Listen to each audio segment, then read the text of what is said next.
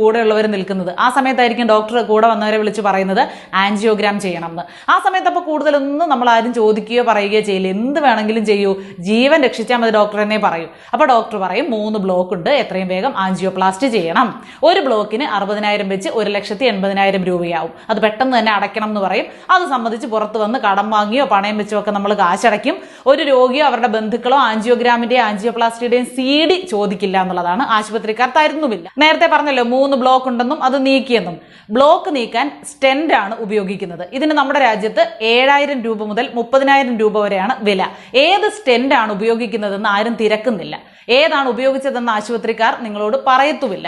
അത് ചോദിക്കാനും അന്വേഷിക്കാനും നിയമപരമായി നമുക്ക് അവകാശമുണ്ട്. പക്ഷെ ആ സമയത്ത് അത് ചോദിക്കാനോ പറയാനോ ആരും നിൽക്കില്ല.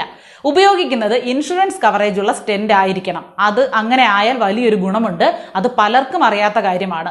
ഉപയോഗിക്കുന്നത് ഇൻഷുറൻസ് ഉള്ള സ്റ്റെന്റ് ആണെങ്കിൽ 6 മാസത്തിനകം വീണ്ടും ബ്ലോക്ക് ഉണ്ടായാൽ അത് നീക്കാൻ 1 രൂപയും കണ്ടെത്തേണ്ടതില്ല. 1 വർഷത്തിനുള്ളിൽ ഹൃദയ ശസ്ത്രക്രിയ വേണ്ടി വന്നാൽ പോലും അതിനും 1 പൈസയും ചെലവഴിക്കേണ്ടതില്ല. അതെല്ലാം ഈ സ്റ്റെന്റ് കമ്പനി ഇൻഷുറൻസ് വഴി ചെയ്യും. അത് അവരുടെ കടമയാണ്. പക്ഷെ സർക്കാർ ആശുപത്രി ഒഴികെ മറ്റൊരിടത്തും ഇത്തരം ഇൻഷുറൻസ് ഉള്ള സ്റ്റെന്റ് ഉപയോഗിക്കാറില്ല. ഉപയോഗിച്ചാൽ ചെയ്ത ചികിത്സാ കാര്യങ്ങളൊക്കെ കമ്പനിക്ക് നൽകേണ്ടി വരും. അപ്പോൾ ചികിത്സയിൽ നടക്കുന്ന കള്ളത്തരം നടക്കില്ല.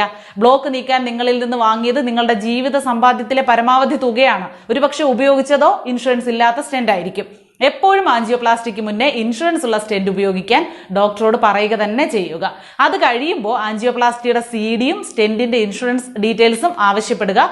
ആശുപത്രികളുടെ തട്ടിപ്പൊഴിവാക്കുക. ഈ ഒരു വിവരം നിങ്ങൾ പരമാവധി ഷെയർ ചെയ്യണം കേട്ടോ.